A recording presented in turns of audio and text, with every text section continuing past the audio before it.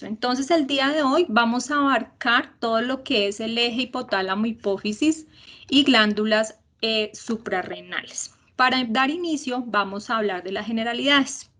La glándula adrenal o suprarrenal, como es conocida, que básicamente una es sinónimo de la otra, hace relación a dos estructuras retroperitoneales que se ubican hacia la parte superior de las estructuras renales, de los riñones. Ambas abarcan una forma hacia la derecha en forma piramidal y la siguiente hacia la izquierda en forma semilunar. Ambas tienen un peso individual aproximadamente de 4 gramos. Su función principal consiste en regular las respuestas que nuestro organismo genera hacia los estímulos de estrés y básicamente se activa con todo lo que tiene que ver con el sistema de alerta y respuesta que nosotros generamos en relación a este nivel de estrés. ¿Listo? Básicamente lo que vamos a abarcar en este eje son todas las hormonas que comprenden básicamente las hormonas o las patologías que se enfocan a las principales hormonas que se producen, que son el cortisol, la aldosterona y todo lo que son los andrógenos suprarrenales que desarrollan algo que tiene que ver con las características sexuales tanto primarias como secundarias en todos nosotros. Es importante que tengamos claro que la glándula suprarrenal tiene una subdivisión bastante interesante. La glándula suprarrenal está dividida en dos áreas. Una área que denominaremos corteza suprarrenal, la cual está subfraccionada en 3 capas. Entonces vamos a hablar de la capa glomerular, una capa fasciculada y una capa reticular. En cada una se producen diferentes tipos de hormonas con unas funciones totalmente diferentes. Y finalmente tendremos una segunda parte que es el área medular de la glándula suprarrenal. Teniendo en cuenta esto, nosotros vamos a encontrar que durante todo el eje, básicamente lo que vamos a encontrar es la siguiente estructura. A nivel del hipotálamo tenemos CRH. La CRH va a ser estimulada por diferentes estímulos, ya sea un estímulo de retroalimentación en feedback que se pueda generar en el eje por los movimientos de las diferentes hormonas como cortisol, como el aldosterona y algunos andrógenos. Básicamente lo que vamos a tener es una activación de esta CRH hacia la hipófisis anterior con la producción de ACTH, hormona adrenocorticotrópica. Esta ACTH va a viajar o va a estimular nuestra glándula suprarrenal en diferentes áreas, particularmente, específicamente en la corteza.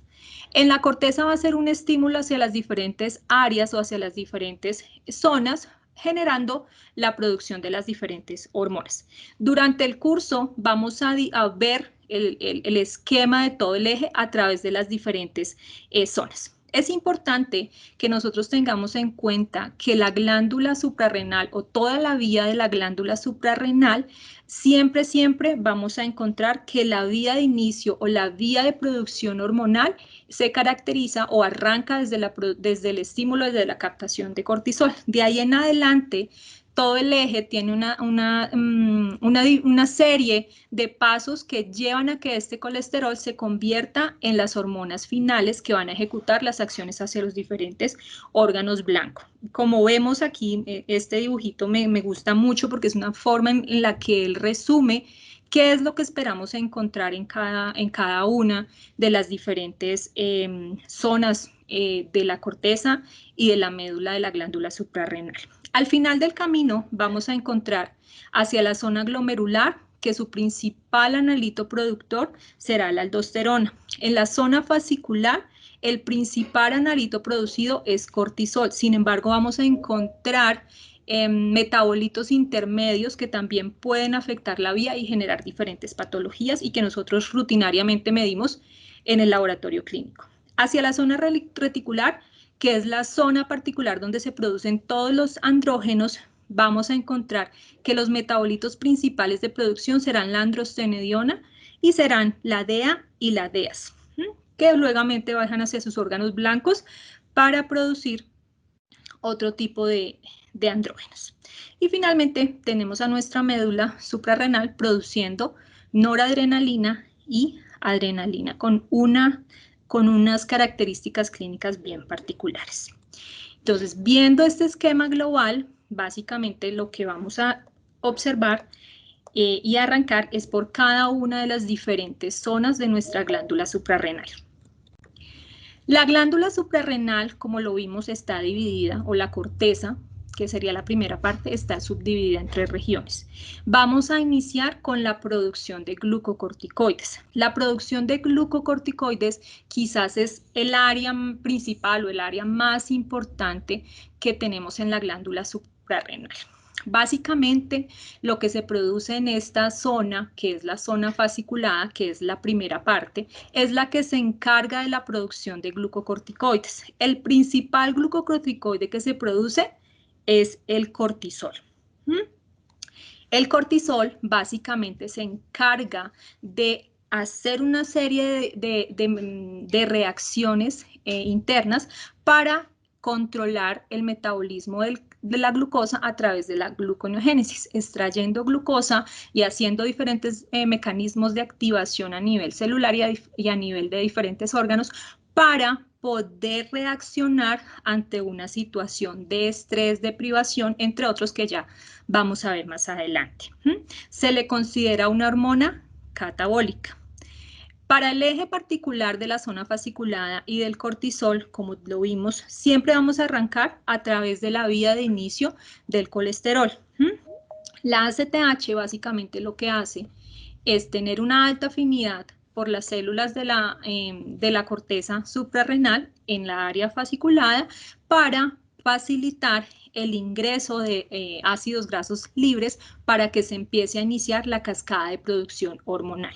Básicamente lo que vamos a tener son diferentes analitos intermediarios, colesterol que se convierte en pregnenolona, por la acción de diferentes enzimas se convertirá a 17 hidroxipregnenolona, pasará a ser 17 hidroxiprogesterona, que se convierte en 11 deoxycortisol y finalmente termina con la producción de cortisol.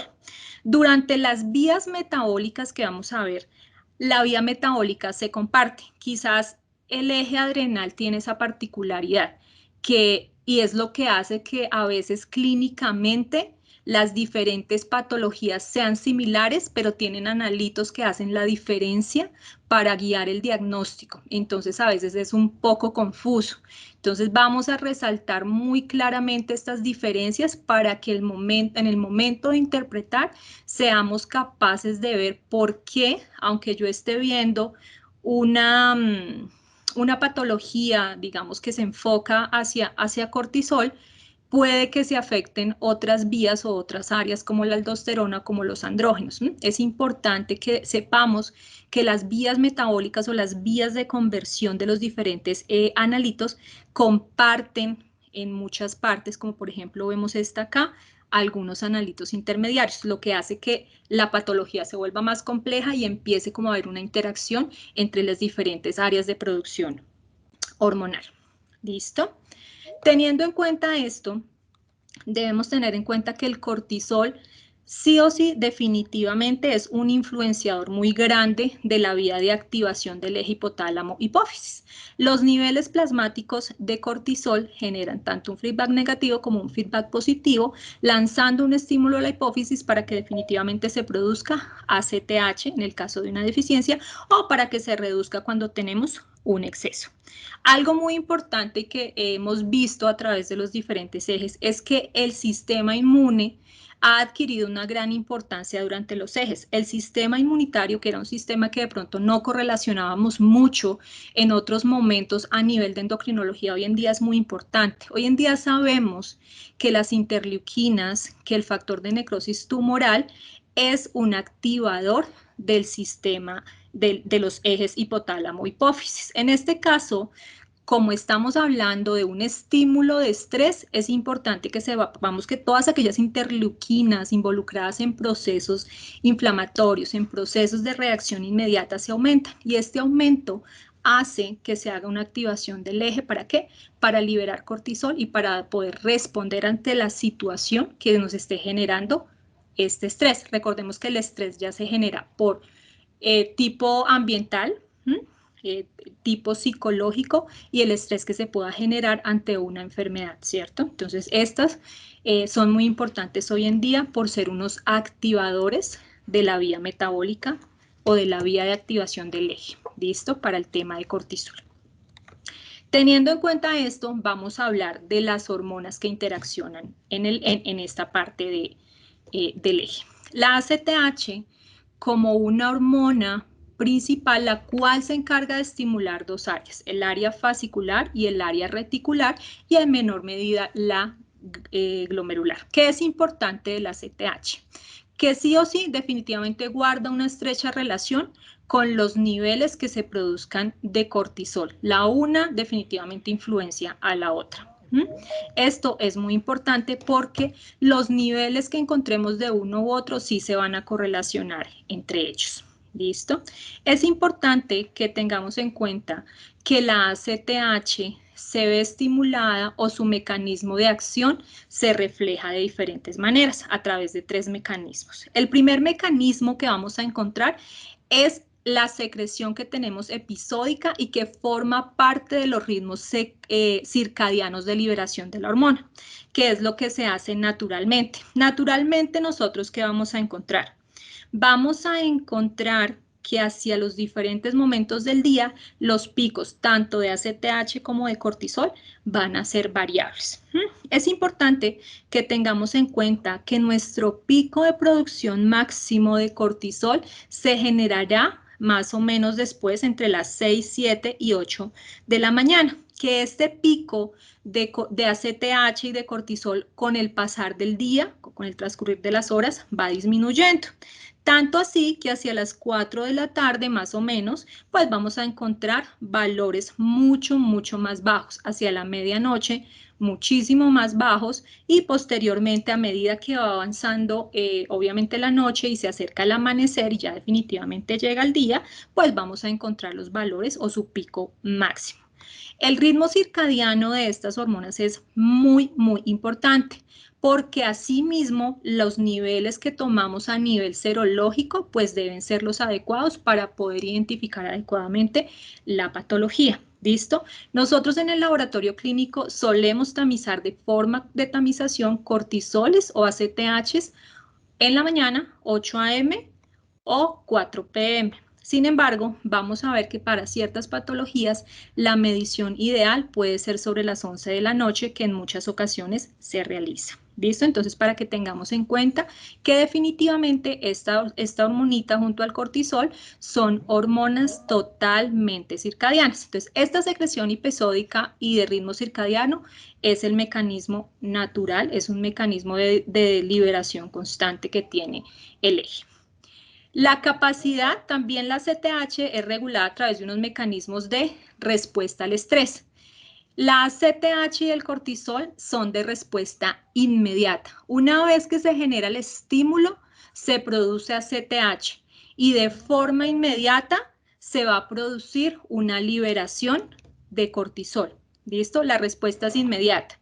Entonces, eso hace que sean unas hormonas de reacción rápida, que el nivel de una muy rápidamente afecta los niveles de la otra. ¿Listo?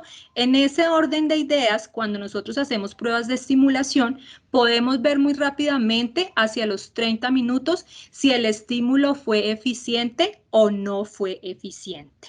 ¿Listo? Para que también lo tengamos en cuenta. Y la tercera forma o mecanismo de activación o desactivación es la inhibición que se hace naturalmente por retroalimentación o por lo que conocemos como feedback positivo y negativo a través de los niveles que se generen de cortisol. La ACTH, como ya sabemos en el laboratorio clínico, es una de las hormonas que conocemos como hormonas delicadas. ¿Esto qué quiere decir? La ACTH es una hormona que sí o sí definitivamente debemos tomar en ayunas, ¿listo? Se toma en plasma con EDTA, pero tiene la particularidad de que debe ser separado inmediatamente y congelado inmediatamente, ¿listo? Como se separa y se congela inmediatamente, obviamente quiere decir que es un analito muy inestable. Como es un analito muy inestable, es importante que hagamos, digamos, todo el proceso o toda la trazabilidad de calidad de almacenamiento y en el caso de que la remitamos hacia algún laboratorio clínico, que sea bajo hielo seco. ¿Listo? Es muy inestable a temperatura ambiente, es muy inestable refrigerada, solo es estable congelada.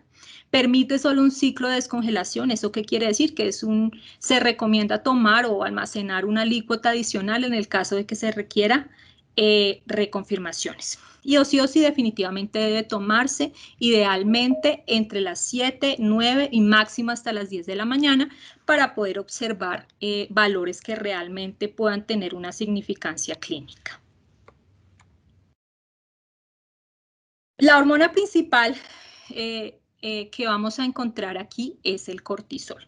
Definitivamente el cortisol se convierte en el glucocorticoide más importante de producción en la glándula suprarrenal.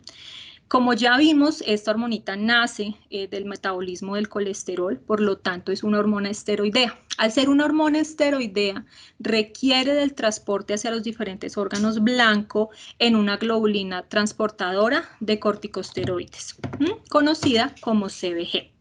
¿Listo? Y una vez más o menos entre el 80-85% es transportado a través de este corticoide, de esta globulina transportadora. Y en menor extensión está unida a la albúmina. En circunstancias basales, alrededor del 10% del cortisol circula libre.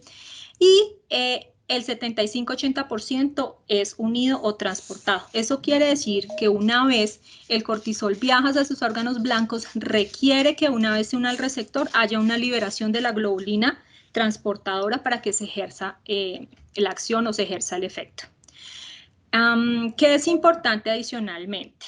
¿Listo? Lo que ya vimos que definitivamente es regulado por la ACTH y sus niveles generarán o no la activación del eje. La vida media es una vida media bastante interesante. Es una vida media que oscila entre 60 a 90 minutos en circulación una vez es liberado en el torrente sanguíneo. Ya también revisamos la parte del ritmo circadiano que presenta la hormona. Como es el glucocorticoide de más alta importancia, asimismo son las funciones que vamos a encontrar del cortisol. Existen demasiados órganos blancos para las acciones del cortisol. Dentro de las acciones vamos a encontrar receptores de alta afinidad en el hígado, en el cual lo que vamos a encontrar es una expresión aumentada de la gluconeogénesis. En ese caso, ¿para qué lo hace? Obviamente para poder extraer o activar toda la vía de aumento de glucosa o de extracción de glucosa para hacer los aumentos a nivel sanguíneo y poder reaccionar ante lo que esté generando el estrés. En cuanto a la parte de tejido adiposo, igual, él es capaz de hacer en el tejido adiposo, digamos, una extracción o una liberación de ácidos grasos libres plasmáticos también para dar energía al proceso de gluconeogénesis. En el músculo esquelético hace una degradación de las proteínas musculares. Esto es muy importante cuando tenemos patologías de exceso de glucocorticoides y es la razón por la que los pacientes que tienen el síndrome de Cushing tienen una disminución de la masa muscular. ¿Listo? Eso es bien importante. ¿Qué hace en relación a la glucosa? Mantiene y aumenta los niveles de glucosa en momentos de deprivación o en momentos de ayunos sostenidos. ¿Listo? En la parte de la homeostasis del calcio, en lo que tiene que ver con riñones, disminuye la reabsorción de calcio en los huesos, inhibe la síntesis de colágeno y también el depósito de estos en huesos. En el tracto gastrointestinal, básicamente lo que hace es inhibir la absorción de calcio y de algunos otros minerales. En la parte de la hipófisis o del hipotálamo es muy importante porque digamos que es una de las hormonas que puede hacer una sinergia y que adicionalmente va a disminuir la capacidad de la GnRH. Obviamente, al deprimir la capacidad de la respuesta de la GnRH, pues va a afectar obviamente a a los órganos primarios como ovario y como testículo y se van a ver disminuidas las hormonas que se producen allí. En el páncreas inhibe la secreción de insulina, ¿listo? Entonces, al inhibirse la secreción de insulina, obviamente, ¿en qué se va a ver reflejado? En niveles de glucosa mucho más altos para dar respuesta al efecto estimulante. Vamos a encontrar otras funciones en el sistema inmunitario. En la parte del sistema inmunitario, lo más importante es que inhibe la proliferación de monocitos y obviamente hace una producción o hace que por feedback se haya una producción también más disminuida de interleuquina 168 una vez se ha aumentado los niveles de cortisol para hacer una retroalimentación del eje en términos de respuesta hacia los niveles de estrés. Adicionalmente, como ya vimos, tiene otras funciones. Hay receptores en el tejido conectivo, hay receptores en el sistema cardiovascular, particularmente en el corazón, que lo que hacen es facilitar la contractibilidad. ¿Eso qué hace? Aumentar obviamente la velocidad con la que el volumen sanguíneo pasa por el corazón, dando una respuesta, digamos, más acelerada en términos de respuesta hacia el estrés. En la parte del riñón, pues sabemos que hay muchos para que se generen las diferentes cascadas metabólicas de producción de hormonas. En general, en el sistema nervioso central, básicamente afecta a nivel del sistema nervioso central, a nivel del el estado de alerta y la respuesta anímica que nosotros damos hacia el estrés o hacia el estímulo que se esté generando en el momento. Tiene mucho que ver, obviamente, con el control del sueño. Se dice que los excesos son capaces de suprimir el sueño o la etapa de la fase REM, que es la fase en la que realmente nosotros sí tenemos un descanso totalmente adecuado. Entonces, los pacientes que tienen exceso de cortisol van a tener una afectación muy significativa del sueño. A la final, lo que va a hacer, obviamente, es que todos los órganos blancos pueden tener una afectación muy grande y muy significativa y por eso las características patológicas de los pacientes que tienen excesos de cortisol. Ya entrándonos en el tema de patologías, es importante que tengamos en cuenta o que conozcamos que la principal patología que se va a generar en esta parte del eje es el síndrome de Cushing. Creo yo que el síndrome de Cushing es algo de lo que nosotros manejamos en el laboratorio clínico muy comúnmente. El síndrome de Cushing se caracteriza por el exceso crónico o la producción exacerbada de cortisol y de sus derivados, como la cortisona. Tiene una clasificación bien particular y su clasificación está dada a través de dos formas. Si este depende o no de la producción de ACTH o si es independiente de la producción de ACTH. ¿Listo? ¿Qué quiere decir que sea dependiente o no?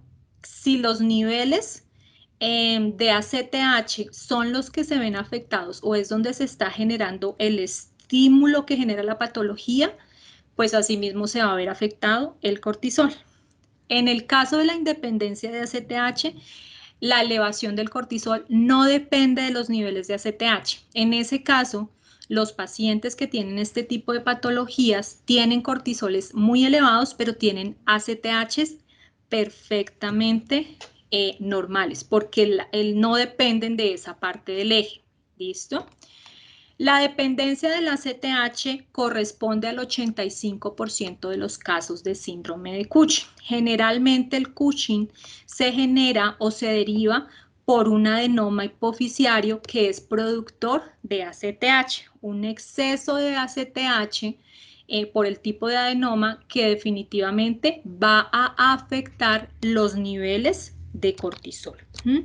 Por ACTH que se genere de forma ectópica en algún tipo de carcinomas, básicamente a través del carcinoma bronquial y de algunos tumores neuroendocrinos pancreáticos. CRH ectópica, lo cual es una forma muy rápida, muy rara y extrema, y la respuesta también se da muy rápida, y porque tengamos una hiperplasia suprarrenal macro nodular. En el caso de los independientes son muy poco frecuentes, corresponden al 15% de los casos y básicamente se generan a una respuesta por un adenoma suprarrenal. En el caso de los adenomas suprarrenales, básicamente el problema no está hacia la parte terciaria, hacia la parte del hipotálamo hipófisis, sino básicamente el adenoma está ubicado específicamente en la glándula suprarrenal como tal.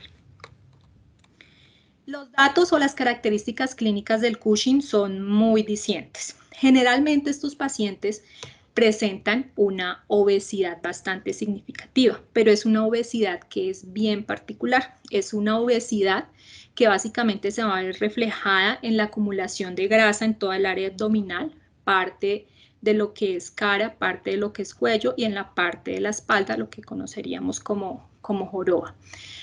Tenemos obviamente la característica de hipertensión, como ya vimos obviamente vasos sanguíneos, corazón y entre otros órganos involucrados pueden generar obviamente un aumento de la tensión arterial con todo lo que implica tener hipertensión en estos pacientes. La piel se vuelve, es una piel muy delgada, muy frágil. Vamos a encontrar en la mayoría de pacientes hirsutismo, más por una afectación de las vías metabólicas. Algo muy característico y que el 50% de los pacientes tienen son estas estrías. Estas estrías parecen como arañazos de gato y tienen una característica bien particular que se diferencian, por ejemplo, de las estrías que se generan en el embarazo o por los aumentos y bajadas de peso constantes. Y es que son muy gruesas y son de un color morado. Son muy características del Cushing. Los pacientes suelen tener acné, suelen tener una hiperpigmentación en la cara, como por así decirlo, hacia el área de las mejillas. Las facies en forma de luna llena, que son muy típicas. Estos pacientes adicionalmente suelen tener osteoporosis, tienen una debilidad muscular y se caracteriza porque aunque se ven gorditos o porque tienen la acumulación de grasa, sus extremidades, lo que son brazos y lo que son piernas, tienen una muy baja masa muscular. Esto se debe a la acción del cortisol en el músculo liso, ¿listo? Y en todo lo que tiene que ver con la extracción de material, por así decirlo, de proteínas y de aminoácidos para activar la gluconeogénesis. Entonces, esta es la presentación típica y característica de un paciente con síndrome de Cushing. El diagnóstico de Cushing es un diagnóstico bastante, digamos, sencillo. Básicamente, o sí, aparte de la sospecha o aparte de las características clínicas que ya vimos, definitivamente requiere el laboratorio clínico para poder hacer la confirmación de la presencia del hipercortisolismo en este caso. ¿Cómo funciona el algoritmo? El algoritmo, una vez que el paciente es identificado o es clasificado como un sospechoso de Cushing, se requieren de los siguientes análisis clínicos. Primero, debemos confirmar que en efecto existe un cortisol exageradamente elevado. ¿Cómo hacemos nosotros esto? En este caso, lo que nosotros vamos a hacer es hacer el análisis de cortisol libre en orina de 24 horas. Es como la forma más sencilla y forma parte de los exámenes de confirmación. ¿Listo?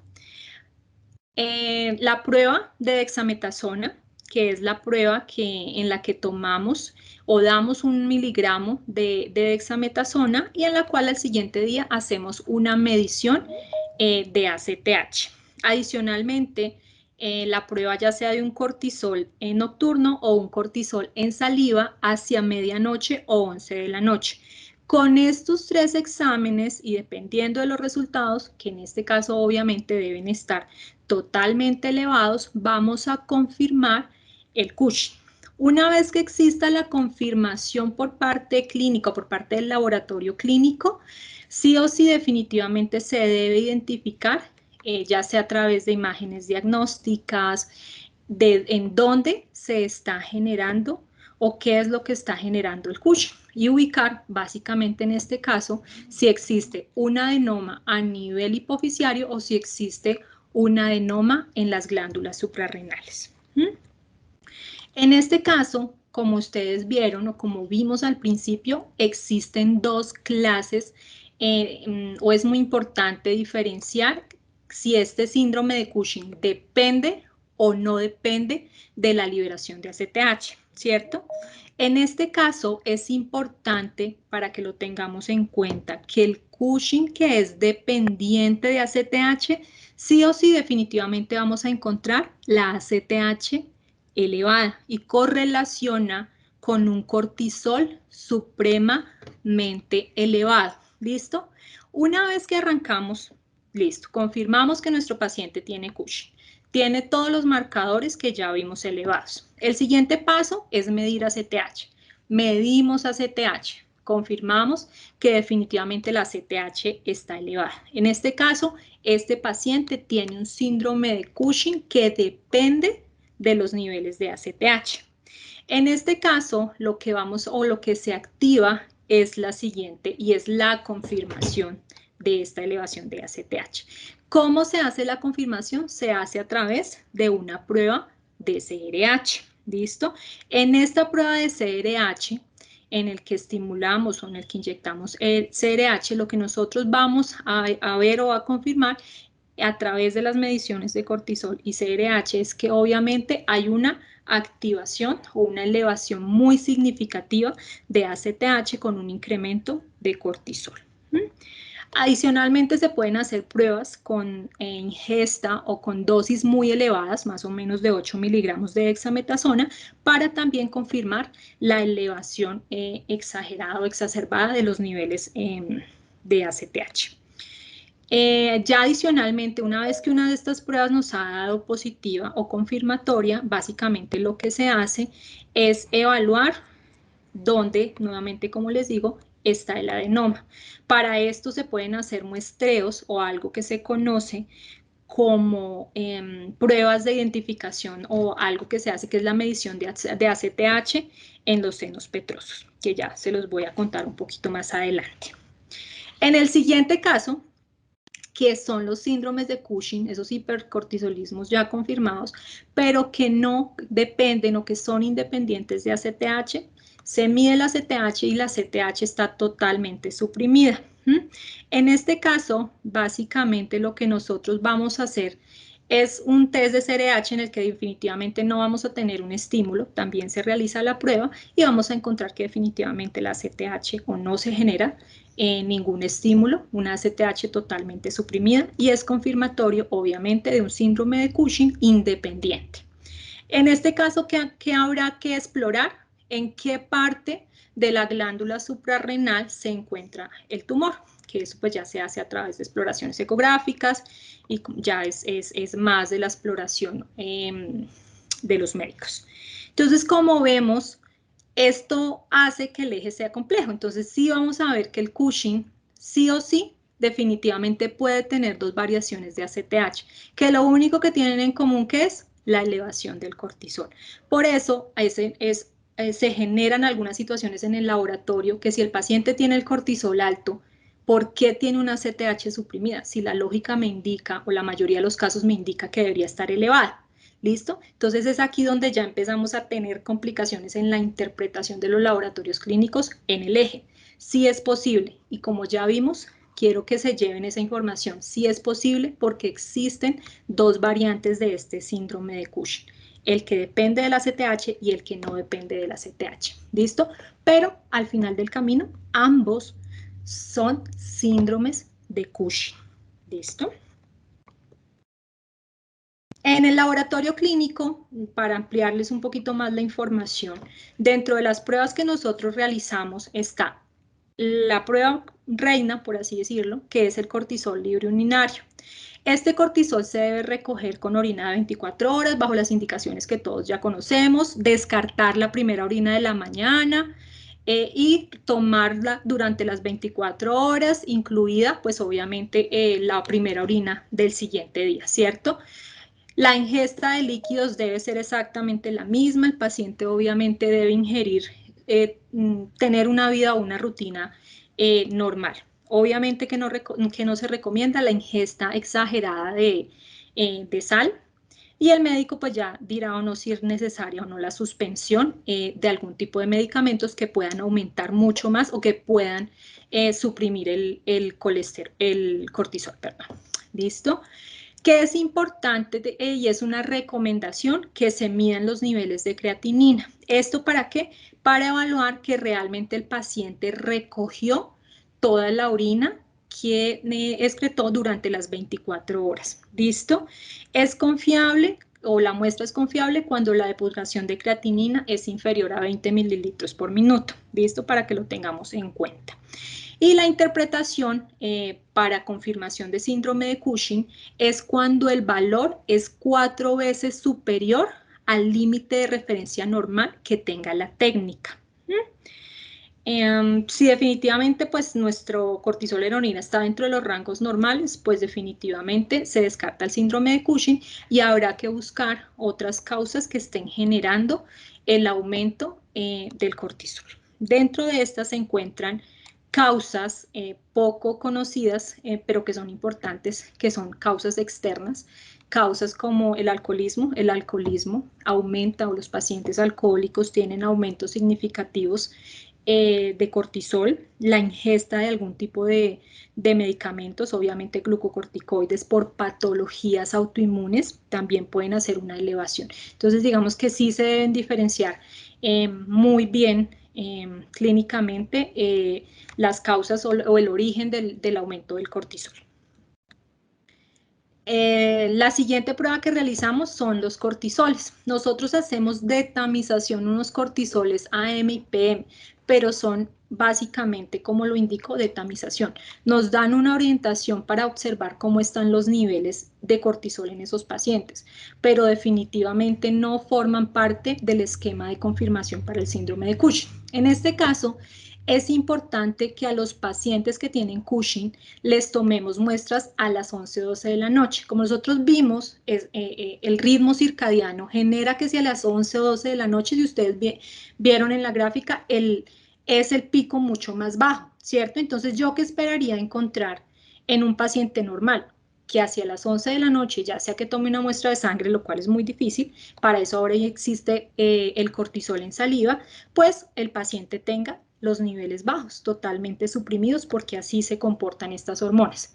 En los pacientes con Cushing, cuando se toma o se logra tomar la muestra a las 11 de la noche en saliva, básicamente lo que vamos a encontrar es cortisoles totalmente elevados. Una vez estos cortisoles se encuentran por encima, muy por encima del rango de referencia hacia las 11 de la noche, es confirmatorio del síndrome de Cushing. ¿Listo?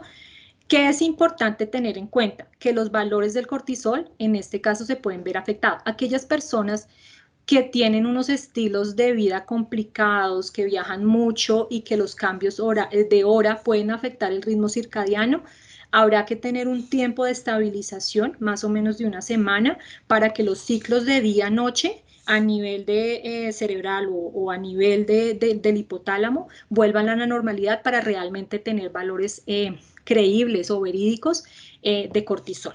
¿Listo? Para que lo tengamos también en cuenta. Y los pacientes que no duermen, también esa es una complicación. Los pacientes que no duermen suelen tener ritmos circadianos bastante afectados. La prueba de dexametasona, que también es una prueba muy común en el laboratorio clínico, básicamente lo que se hace es darle al paciente una pastilla de un miligramo de dexametasona, la cual debe tomarse entre las 11 y 12 de la noche, y medimos cortisol hacia las 8 de la mañana. ¿Qué esperaríamos en un paciente normal?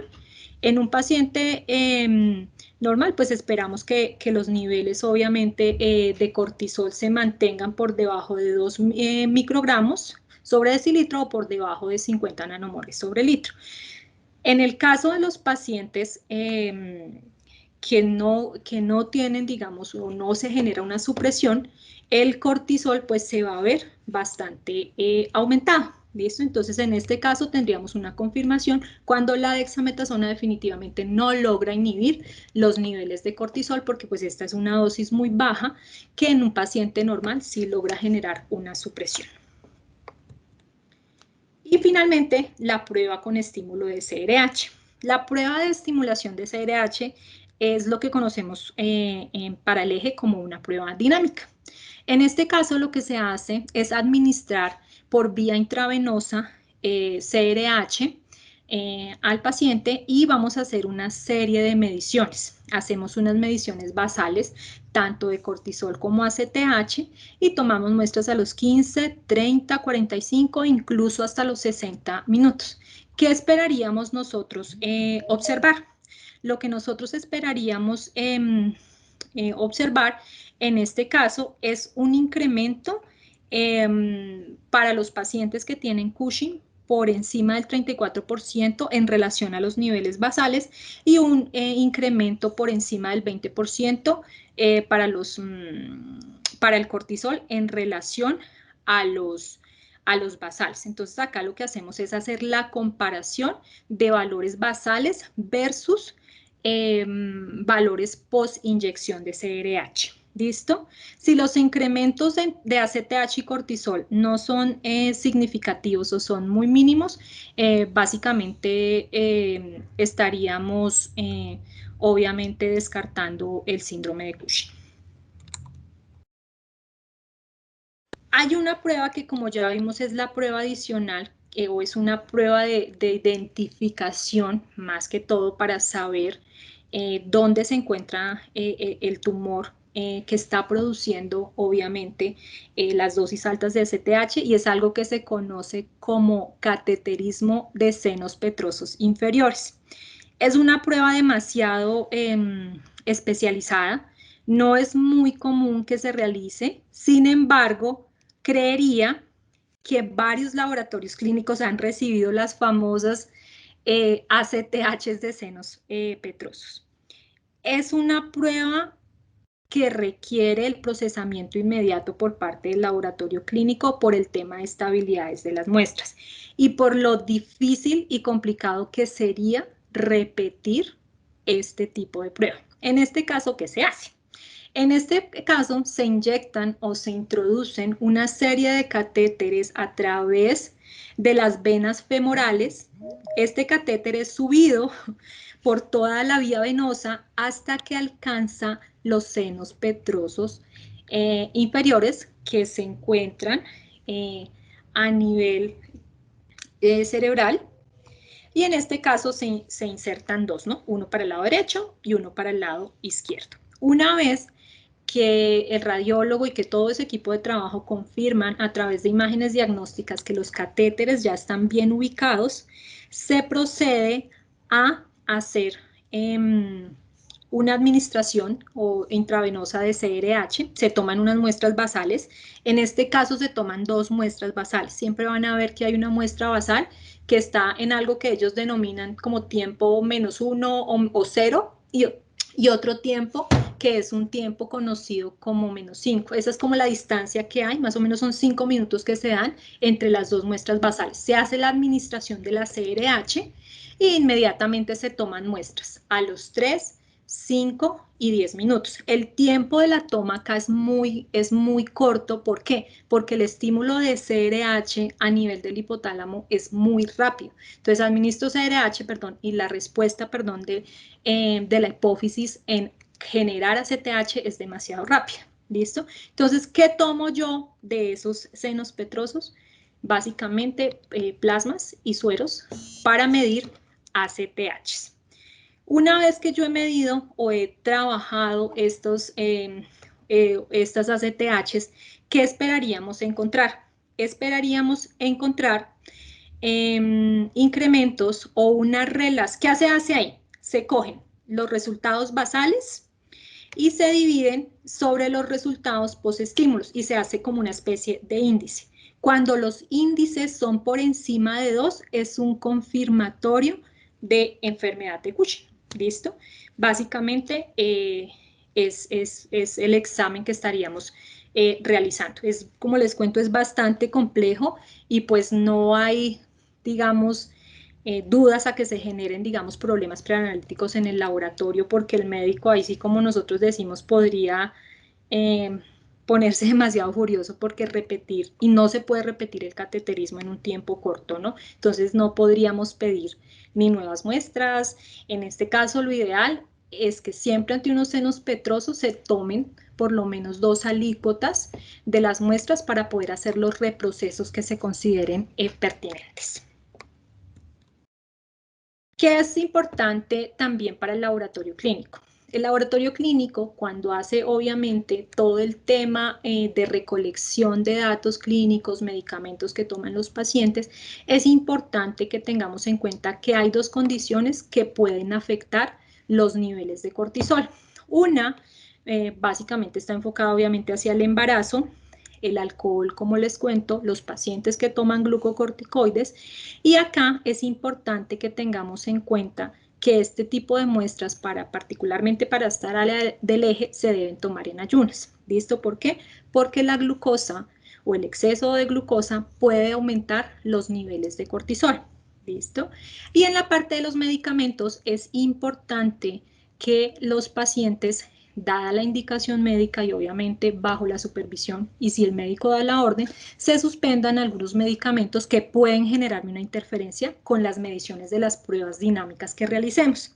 Dentro de ellas están el fenobarbital, la carbamazepina, la rifampicina, que son, digamos, de los medicamentos que son comúnmente ingeridos por algunos pacientes, los retrovirales, obviamente los estrógenos, porque elevan falsamente el cortisol, la carbamazepina, que incrementa los niveles de cortisol en orina, algunas drogas o algunos medicamentos, obviamente, que están hechos a base de glucocorticoides, para que también lo tengamos en cuenta a la hora de realizar las diferentes mediciones en el laboratorio clínico.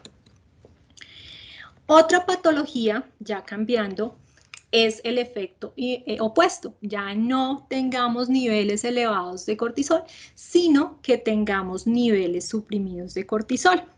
Estos niveles suprimidos de cortisol se conocen como insuficiencias adrenocorticales primarias y es conocida como la enfermedad de Addison. La enfermedad de Addison no es una patología muy común en nuestro medio, pero se puede presentar. Básicamente, lo que se va a generar es una disminución del cortisol, teniendo, por así decirlo, los efectos contrarios a lo que encontraríamos con un cortisol aumentado. Dentro de las causas de insuficiencia adrenal primaria vamos a tener enfermedades autoinmunes que puedan afectar la producción a nivel suprarrenal del cortisol, adenomas que puedan afectar obviamente la vía de estímulos y que hagan que no se produzca cortisol, algunas infecciones como la tuberculosis, el citomegalovirus, los pacientes que tienen histoplasmosis y los pacientes que tienen VIH podrían generar este tipo de disminuciones de cortisol. La hiperplasia suprarrenal congénita, que ya la veremos más adelante, problemas o hiperplasias suprarrenales de tipo congénito y algunos medicamentos como el ketoconazol, el mitotato y el etomidato. ¿Listo? Es una patología en general. Las patologías de las glándulas suprarrenales suelen afectar más a mujeres que hombres y la sintomatología es más agresiva en las mujeres también, para que lo tengamos en cuenta. Entonces, la mayoría de los pacientes que recibimos para investigación de estas patologías son mujeres. La enfermedad de Addison tiene las siguientes características. Vamos a encontrar pacientes que tienen debilidad, fatiga, tienen anorexia y tienen pérdida de peso. Esto se presenta en el 100% de los casos. Van a tener una hiperpigmentación, acá es en el caso de la cara, van a tener bastantes pecas o bastantes manchas en la cara. El vitiligo es muy común en estos pacientes. Puede haber vitiligo en las manos, puede haber vitiligo en la cara y en la parte del tronco y en la parte de la espalda. Va a haber una disminución del vello axilar, en algunos pacientes casi que no existe vello axilar. Se va a presentar el vómito, la diarrea, la disminución del vello púbico y hay una característica bien particular y es la pigmentación de la mucosa. Estos pacientes, cuando se les revisa el área de la mucosa dental, tienen como unas manchas oscuras o moradas, a veces parecen como si tuvieran pequeños hematomas, pero son manchas. Es muy típico, por así decirlo, de esta patología y también vamos a tener debilidad muscular. Dentro de todos los datos clínicos, adicionalmente es importante que tengamos en cuenta que esta patología, si no se trata y no se identifica a tiempo, es mortal. Como es una patología mortal, básicamente los pacientes, ¿por qué pueden llegar a fallecer? Por una hipotensión y por un choque o un colapso total de la vía metabólica o del metabolismo. ¿Listo? Estos pacientes presentan aparte fiebre, pueden tener confusión, pueden tener desorientación, taquicardia y todas estas sintomatologías o características clínicas los puede llevar a un coma y posteriormente pues fallecen. ¿Listo? Entonces es una patología de alta importancia. No es común, pero sí es una patología de urgencia y de tratamiento urgente. Cuando tenemos el caso o la sospecha de un paciente que tiene enfermedad de Addison por las características clínicas muy marcadas que ya vimos, básicamente lo que nosotros debemos hacer inicialmente es obviamente la medición de cortisol, en la que vamos a ver un cortisol totalmente suprimido. Sin embargo, se requiere de la confirmación con una prueba de estimulación de ACTH. Ya se las muestro. Una vez que yo hago esta prueba de estimulación de ACTH, identifico si la respuesta es normal o es anormal. En el caso de una respuesta anormal, confirmaríamos la insuficiencia adrenal. Hago una ACTH plasmática para evidenciar si la patología es primaria o es secundaria. Entonces recordemos que todo lo primario hace relación a la glándula como tal, todo lo que es secundario y terciario hace relación a hipófisis y a hipotálamo. ¿Listo? Una vez identificamos en la prueba de ACTH que es normal, definitivamente excluimos que estemos frente a una enfermedad de Addison y ya tendremos que hacer otra investigación para evidenciar qué es lo que está sucediendo con el cortisol. Como ya vimos, la enfermedad de Addison pues tiene un diagnóstico, digamos, un poquito más sencillo. En este caso, en el laboratorio clínico, ¿qué vamos a realizar o qué tipo de muestras recibiremos? Recibiremos muestras de ACTH, de cortisol, perdón, post administración de ACTH. Para el caso de la administración de ACTH, también se hace a través de una inyección intravenosa de ACTH sintética. Creo que en el mercado lo que más conocemos es Sinacten. Se administra hay dos formas de administración, de dosis baja y de dosis alta. Dosis de 1 microgramo y dosis de 250 microgramos. Digamos que esto sí es más decisión del endocrinólogo que está haciendo seguimiento al caso. Sin embargo, la literatura menciona que la dosis de 1 microgramo es suficiente para poder diagnosticar enfermedad de Addison. No se necesitan unas dosis tan altas y los pacientes suelen responder muy bien a las dosis de 1 microgramo. En este caso, se inyecta al paciente, también se toma una muestra basal, se toma una muestra a los 30 y 60 minutos y lo que vamos a observar es en un paciente normal, como administro ACTH, ¿yo qué espero? Pues que obviamente haya un estímulo y haya una respuesta al cortisol y se genere una elevación o un pico de cortisol. En un paciente que tiene enfermedad de Addison, la respuesta a la inyección de ACTH para el cortisol es totalmente suprimida. Estos pacientes tienen lo que llamaríamos una curva totalmente plana. En este caso, Cuando el paciente tiene una respuesta plana, estaríamos confirmando que el paciente tiene enfermedad de Addison, o sea, una no respuesta a ACTH. Listo, para que lo tengamos muy claro. Entonces, digamos que el diagnóstico de Addison no tiene bastantes variaciones, es muy fácil de identificar en el laboratorio clínico. Otra patología que forma parte de esta área es la hiperplasia suprarrenal congénita. En algunos momentos la hiperplasia suele encajarse como en el área de los metabolitos androgénicos, pero no, definitivamente forma parte de las patologías que tienen o están relacionadas a los niveles de cortisol. La hiperplasia suprarrenal congénita también es algo de lo que vemos mucho o tamizamos mucho en los laboratorios clínicos de nivel 2 y 3.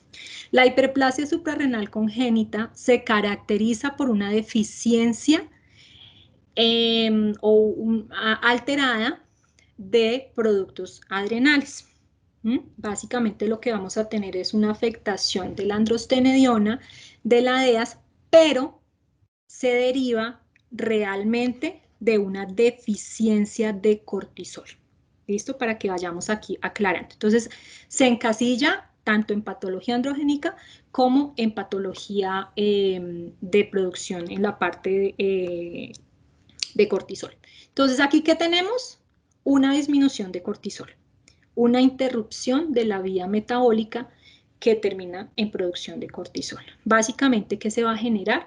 Una deficiencia de cortisol con un aumento de ACTH. Este aumento de ACTH en respuesta ¿a qué? A la disminución de cortisol, tratando de activar la vía metabólica que ya vimos anteriormente, ¿cierto? Esta hiperplasia suprarrenal congénita está dada por diferentes situaciones. La más común es la deficiencia de 21-hidroxilasa. Esa 21-hidroxilasa, ya se los voy a mostrar, está presente en varias etapas de las vías metabólicas de la producción de hormonas del eje. Y básicamente lo que hace es disminuir el cortisol y generando pues la sintomatología típica de los niños o de los adultos que tienen hiperplasia suprarrenal congénita. Como el 95% de las causas que generan esta patología corresponden a deficiencia de 21-hidroxilasa, pues nos vamos a enfocar en ella básicamente. Adicionalmente existen otras condiciones o deficiencias o mutaciones en genes que me pueden generar la hiperplasia. Una es la deficiencia de 11-beta-hidroxilasa, de 17-alfa-hidroxilasa, pero como vemos los porcentajes son muy bajos, 5, 2, 1%, entonces la mayoría de búsquedas o la mayoría de casos se enfocan en determinar la deficiencia o algún problema tanto en el receptor o en una deficiencia de 21-hidroxilasa que puede hacer que la producción no sea lo suficiente para que se genere la producción de cortisol. Aquí es donde vienen las complicaciones. La hiperplasia suprarrenal congénita también tiene varias clasificaciones. Existe una hiperplasia suprarrenal congénita denominada clásica que tiene dos variantes. Unos pacientes que son perdedores de sal y unos pacientes que se conoce como hiperplasia suprarrenal congénita clásica en la que se va a generar una virilización simple. Estas patologías corresponden más o menos al 90% de los casos. Los perdedores de sal son el 75% de los casos, o sea, es la gran mayoría de casos que se pueden presentar. La virilizante simple es el 25%, y esta identificación se realiza al momento de nacer, o incluso desde el embarazo también se podría identificar por la ambigüedad sexual que presentan los pacientes. ¿Listo? En la no clásica, que se presenta de forma tardía y es aquella que se identifica en pacientes adultos cuando tienen problemas que básicamente se van a reflejar en la parte de desarrollo de características sexuales o en amenorreas o en pubertades precoces que se puede identificar. Finalmente, ambas formas deben poder ser identificables por el laboratorio clínico. ¿Por qué? Obviamente en la clásica, por todo lo que conlleva un niño con ambigüedad sexual, y en la no clásica por las patologías adyacentes que se puedan generar y porque los pacientes que tienen hiperplasia suprarrenal congénita no clásica son portadores del gen, ¿no? Entonces, en ese caso, al tener el gen para hiperplasia suprarrenal congénita de forma autosómica recesiva, si se encuentran con otra persona que tenga también el gen, pueden generar nacimientos de niños con hiperplasia suprarrenal clásica y en su gran mayoría perdedores de sal. Como ya vemos, entonces, el tema está en poder identificar los pacientes cuál de las dos hiperplasias suprarrenales tienen. Es importante que tengamos claro que los pacientes que tienen hiperplasia suprarrenal al momento de nacer, ¿qué tienen o qué presentan? En el caso de los niños, puede haber un aumento del pene, puede haber vómito, puede haber deshidratación, está la ambigüedad sexual en el que vamos a tener un clítoris más aumentado o puede ser el micropene en el caso de las niñas. Va a haber diarrea, va a haber letargo. Como son pacientes perdedores de sal, si no se tratan a tiempo, pues obviamente el balance hidroelectrolítico es bastante grande y el paciente puede llegar a fallecer. Entonces es una patología que requiere de una intervención, obviamente, y de una identificación inmediata. Aunque pues ya visualmente se reconoce, pero al momento de nacer algunos pacientes no tienen esa ambigüedad tan marcada y básicamente entre 1 y 2 meses es cuando se está identificando que definitivamente el paciente sí tiene una real ambigüedad sexual. Los pacientes que nacen con las características típicas y que los órganos genitales, digamos, tienen visualmente, obviamente la característica marcada donde vamos a encontrar el micropene bastante visible o digamos un clítoris bastante aumentado, pues en ellos es más fácil, pero en los pacientes que no lo son, vamos básicamente lo que los lleva a poderla diagnosticar es la sintomatología, el vómito, la diarrea, el letargo, esa deshidratación tan marcada que presentan. En la no clásica, lo que les comenté, básicamente los pacientes consultan por lo que les cuento, por pubertad precoz, por un crecimiento exagerado y por el hirsutismo que puedan llegar a presentar los pacientes. Como ya vimos, es importante que tengamos claro que en la hiperplasia suprarrenal congénita se comparten muchas vías metabólicas. La patología o la causa más común es la deficiencia de la 21 hidroxilasa. Esa 21 hidroxilasa es la que permite el paso en la vía metabólica de 17 hidroxiprogesterona a 11 deoxicortisol y finalmente a cortisol. Esto en la parte fascicular de la médula suprarrenal. Sin embargo, pasamos a la vía glomerular, que no la hemos visto, pero es la vía que hace que se produzca aldosterona. Básicamente, ¿qué pasa acá? La 21 hidroxilasa, como ya vimos, hace el paso, o en este caso, hace el paso de la progesterona hacia 11 deoxicorticosterona, de aquí hace el paso a corticosterona y de aquí pasa a aldosterona. Entonces, aquí tenemos dos vías metabólicas truncadas.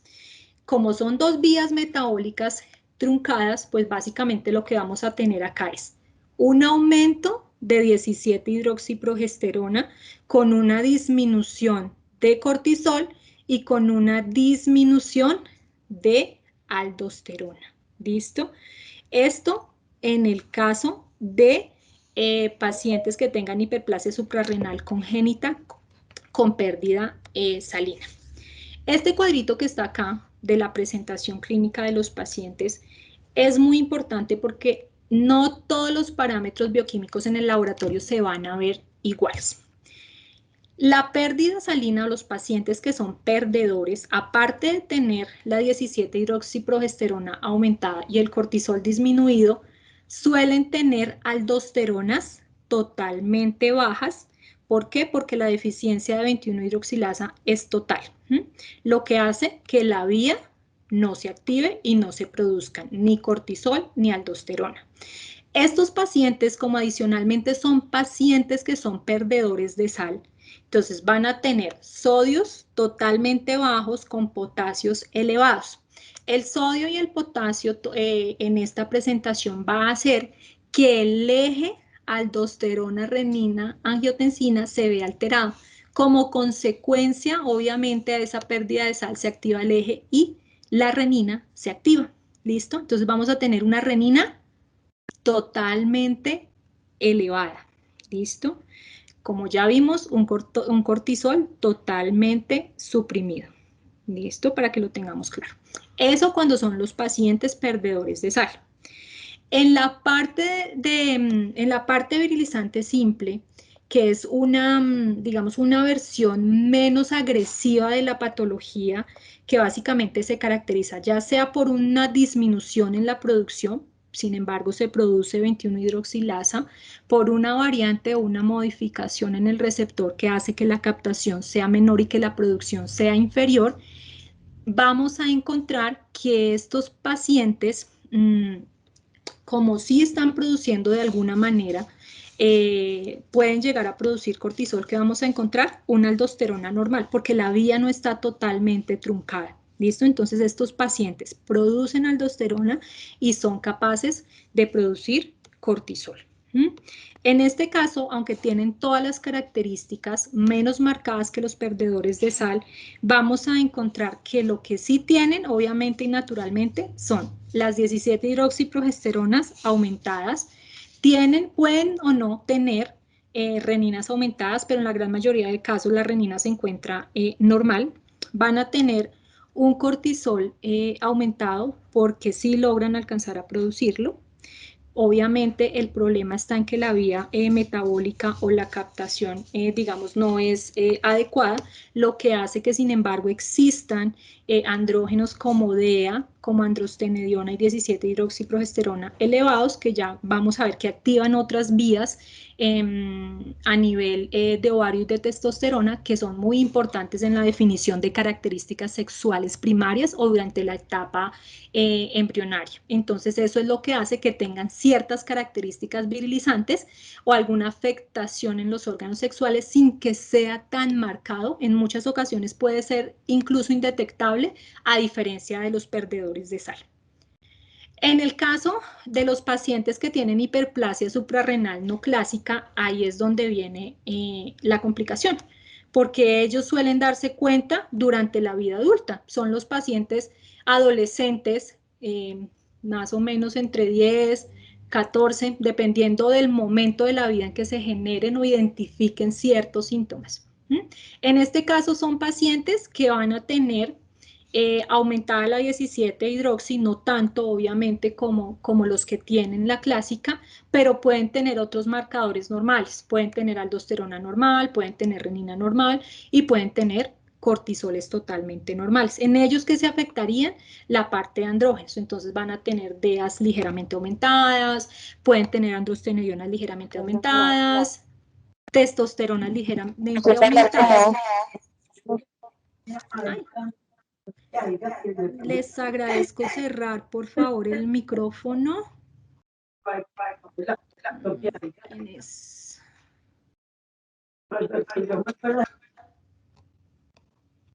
Ya. Listo, continuemos. Listo, entonces de esta parte, ¿qué quiero que se lleven? Es un poquito complicado, pero quiero que se lleven que aunque en el laboratorio clínico, frente a una hiperplasia suprarrenal congénita, sí o sí, siempre van a llegar al laboratorio. Muestras de aldosterona, muestra de renina, muestra de 17-hidroxi, muestra para medición de DEA, muestra para medición de androstenediona y muestra para cortisol. ¿Listo? Aunque no compete a nosotros identificar cuál es la presentación clínica, sí es importante que en algún momento tengamos claro que no va a tener las mismas características en parámetros bioquímicos. Quiero que tengan clarísimo que la 17-hidroxi siempre va a estar elevada. ¿Listo? ¿Por qué? Por la afectación o la velocidad de transformación en la vía. que definitivamente la renina solamente está aumentada en los pacientes que son perdedores de sal y que sí o sí la aldosterona va a estar disminuida solo en los perdedores de sal. En las demás formas, estos parámetros pueden estar perfectamente normales. ¿Listo? Para que lo tengamos claro. Esa sería la diferenciación para identificar las diferentes formas de hiperplasia suprarrenal congénita. Existen muchos algoritmos y muchas vías que utilizan los médicos para poder descartar la hiperplasia suprarrenal. Lo primero que debemos saber que el médico hace es que cuando el médico tiene a su paciente y realmente identifica algunos de los síntomas que ya vimos, vómitos, decaimiento, deshidratación, la sudoración, estos bebés lloran demasiado, definitivamente se miden los parámetros bioquímicos, ¿cierto? Si la 17-hidroxi está alterada, se pasa a medir todo lo que ya vimos. Si ya se confirma, se hace definitivamente el diagnóstico molecular para identificar la deficiencia de 21-hidroxilasa y se inicia el tratamiento con glucocorticoides. Esto para el caso de los perdedores de sal. En el caso de los pacientes que tienen virilización, que es mucho menos grave, básicamente lo que se hace es identificar a través de cariotipos, ver si definitivamente el paciente, sobre todo en las niñas, es una patología que afecta más a las niñas, ¿listo? Más que a los niños. En este caso, lo que se confirma es si estas niñas, aunque tengan genitales ambiguos y que no es tan fácil de identificar definitivamente o sí, hay que poder identificar si estas niñas tienen útero, si tienen órganos sexuales femeninos internos y ya de aquí en adelante pues se hará todo el tratamiento que tenga la paciente. En el caso de la hiperplasia suprarrenal congénita, que no es clásica, que no compete a la etapa de nacimiento, sino que compete ya como a la edad de niñez o a la parte de adolescencia, es muy importante tener en cuenta que los marcadores bioquímicos nos darán la parada. En este caso, es importante poder identificar que las características, que el hirsutismo, que la pubertad precoz, entre otras cosas, no se derivan de otras patologías por el tema de andrógenos. Básicamente en este caso, en el caso de las niñas, es descartar que realmente sea una hiperplasia y que no corresponda a un ovario poliquístico. Más adelante veremos la parte del ovario poliquístico porque son dos patologías que son muy similares y los parámetros bioquímicos se parecen. Sin embargo, sí tienen algunas diferenciaciones en las mediciones del laboratorio. El test de confirmación para evaluar si un paciente o no tiene una hiperplasia o realmente debemos enfocarlo más hacia un ovario poliquístico es el test de ACTH. En este test de ACTH, lo que yo voy a evaluar es cómo se comporta, obviamente la DEAS, cómo se comporta la androstenediona y cómo se comporta la testosterona tras el estímulo o la inyección de ACTH. Si los parámetros se encuentran alterados, obviamente el estímulo de ACTH genera una elevación demasiado significativa, confirmaríamos la hiperplasia suprarrenal. Si los parámetros dan normales dentro de los rangos esperados, definitivamente deberé enfocarme hacia buscar otras causas hacia los síntomas clínicos que esté consultando el paciente.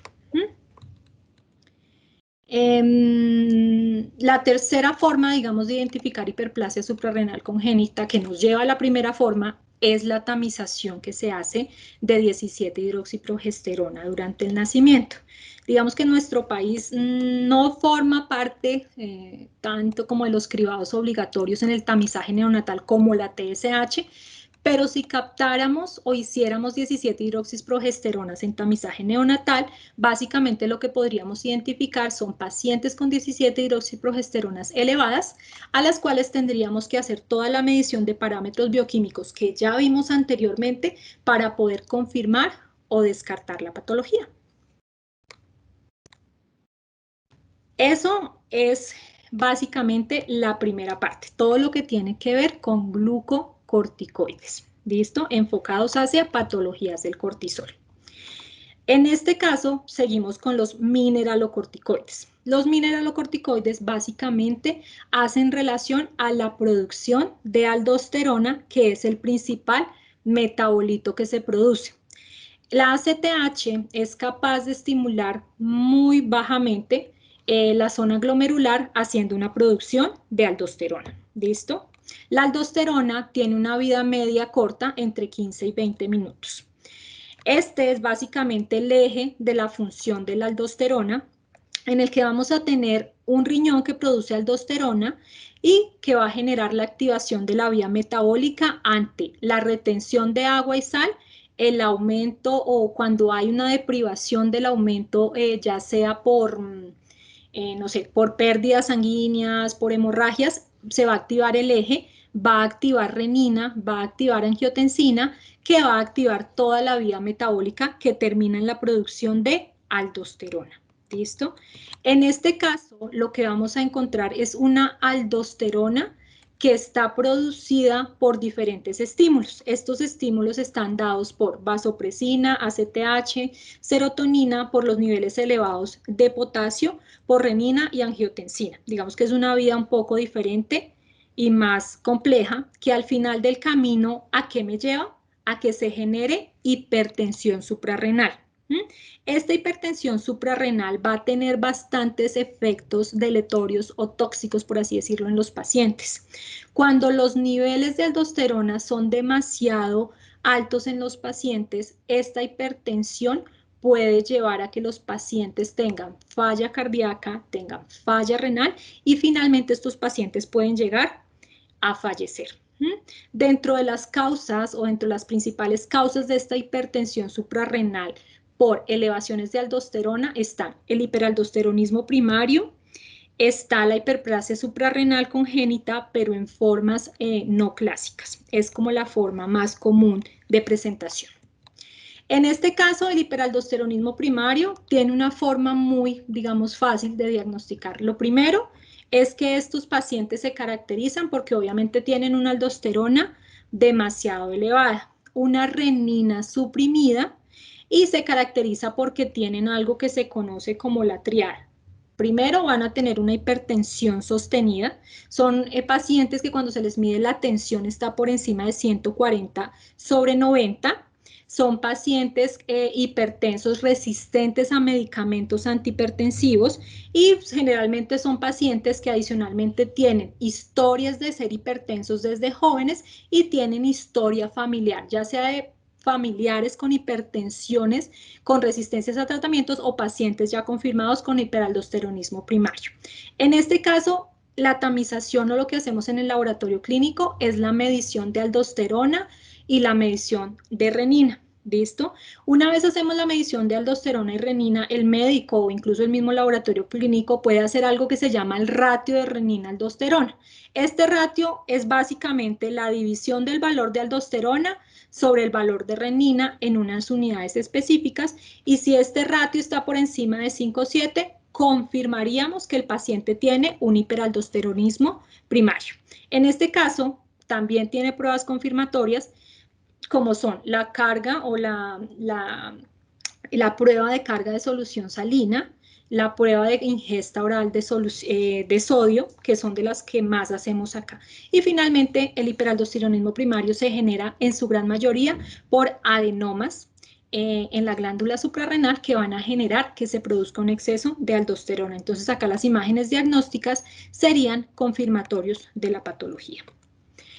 Dentro de las mediciones de aldosterona y de renina, que es importante tener en cuenta, que se pueden tomar de dos formas, de forma erguida, o sea, de pie, y de forma supina, acostados. Sea cual sea la forma en que se toman, es importante que tengan en cuenta que los valores de referencia, tanto de la renina como de la aldosterona, van a cambiar. Entonces, aunque no, generalmente eso no se reporta, casi siempre nosotros decimos que la tomamos cuando el paciente está erguido, está sentado, pero hay médicos que la pueden pedir o solicitar cuando el paciente está acostado. En este caso dejamos reposar al paciente 30 minutos y procedemos a tomar las muestras para evaluar los niveles de renina y de aldosterona. Digamos que en este caso el hiperaldosteronismo, las patologías de aldosterona son muy fáciles de identificar en el laboratorio clínico. En la parte o en la siguiente, ya continuando con las fases o las partes de la glándula suprarrenal, tenemos una tercera área y es la zona reticular, que es la que se encarga de la producción de andrógenos. En esta vía, que también arranca desde el colesterol, donde vamos a producir DEA y donde vamos a producir DEAs y androstenediona, básicamente lo más importante de esta vía es entender qué tanta cantidad compete a la glándula suprarrenal, porque los órganos primarios como testículo y ovario son capaces también de producirlas y generan otro tipo de patologías. Acá solo vamos a ver lo que compete a los andrógenos que se producen en el área de la corteza suprarrenal, en la zona reticular. ¿Listo? Básicamente el DEA, DEAs y androstenediona, ¿qué conllevan? Conllevan a un estímulo de testículo y ovario, básicamente para producir testosterona y para producir estrógenos. Estrógenos como estriol y como estriol en las embarazadas, estradiol y estrona. ¿Listo? ¿Qué es importante saber de este eje? Toda la producción de la glándula suprarrenal en las mujeres, solamente el 25% de producción corresponderá a testosterona. El 90% de la DEA que se utiliza en la vía metabólica para paso a DEAs y finalmente androstenediona sí corresponde a producción suprarrenal. La DEAs 100% corresponderá a producción renal y la androstenediona solamente corresponde al 50%. El ovario como tal, específicamente la teca, que es la que produce los andrógenos, pues como vemos en términos de porcentaje, los porcentajes son un poquito más bajos en la mujer. 20 a 25 de testosterona, la DEA corresponde como al 10%, la DEAs pues ya vimos que no, que corresponde casi toda producción suprarrenal, pero la androstenediona es 50-50. Entonces, en el tema de patologías, identificar cuál corresponde a suprarrenal o cuál corresponde a órgano primario, pues ya es complicado. Entonces ahí ya viene el tema de imágenes diagnósticas y otras ayudas para poder identificar en dónde está el problema, ya sea de deficiencia o de aumento de andrógenos. En el caso del hombre, definitivamente o sí, es más fácil porque la testosterona que se produce a nivel de glándulas suprarrenales es muy baja, corresponde al 1%. La mayoría de testosterona que producen los hombres se produce en el testículo.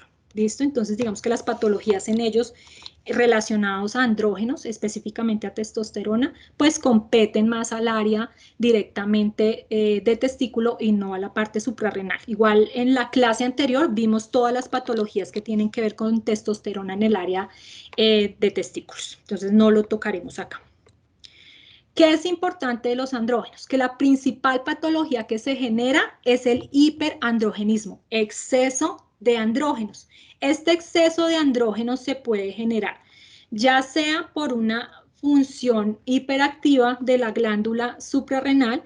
Ya vimos que se observa en la hiperplasia suprarrenal congénita cuando hay una deficiencia de 21-hidroxilasa que genera, como ya vimos, androstenediona, DEAs totalmente elevadas. En los pacientes que tienen síndrome de Cushing, ¿por qué? Porque si hay un exceso de cortisol, pues obviamente hay un exceso de activación también de las otras vías que van a generar que haya un exceso de andrógenos.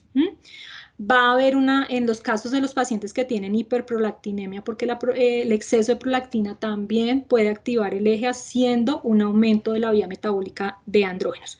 Básicamente, estas son las principales causas de hiperandrogenismo. Las patologías asociadas realmente no son muchas, casi todas están más enfocadas hacia las activaciones de otras patologías o se comportan como aumentos en las deficiencias de otras vías, como ya vimos en la hiperplasia suprarrenal congénita. En este caso, en las mujeres, cuando tenemos elevación de andrógenos, casi siempre lo que vamos a encontrar o las patologías asociadas son el ovario poliquístico, que es la patología más común, tumores en la parte de ovarios o en las glándulas suprarrenales, la hiperplasia suprarrenal congénita. En los hombres, en la DEAs, vamos a encontrar que hay un aumento de estos andrógenos de forma idiopática, o sea, de causa desconocida, cuando tenemos nuevamente tumores, cuando tenemos nuevamente, aquí está la hiperplasia suprarrenal congénita y la enfermedad de Cushing. Androstenedionas elevadas en síndrome de ovario poliquístico nuevamente, en hiperplasia suprarrenal congénita que ya la vimos y en tumores. Y la de hidrotestosterona se aumenta obviamente cuando los pacientes ingieren algún tipo de andrógeno exógeno, ya sea a través de medicamentos o en tumores que puedan producir andrógenos. En los hombres vamos a encontrar obviamente exceso de andrógenos cuando se administran testosterona de alguna manera exógenamente. Vamos a encontrar DEAs aumentadas cuando hay tumores adrenales, en el caso de hiperplasias suprarrenales congénitas y cuando hay Cushing. La androstenediona lo mismo, cuando hay testosterona exógena ingerida o inyectada en su gran mayoría, perdón, que es lo que más se suele hacer. Y en el caso de la hidrotestosterona, cuando hay administración de testosterona. Las patologías asociadas a disminución son muy pocas y casi siempre corresponden a lo que conocemos como hipogonadismo. Y el hipogonadismo pues se genera ya sea de forma primaria, porque se genera en la glándula, ya sea en las mujeres en los ovarios y en los hombres en los testículos, que generan una disminución en la producción de LH, FSH, que conlleva la disminución de testosterona y de andrógenos que se producen en la glándula primaria. Sin embargo, no llegan a afectar tanto a la glándula suprarrenal. ¿Listo? Entonces no tocaremos esa parte.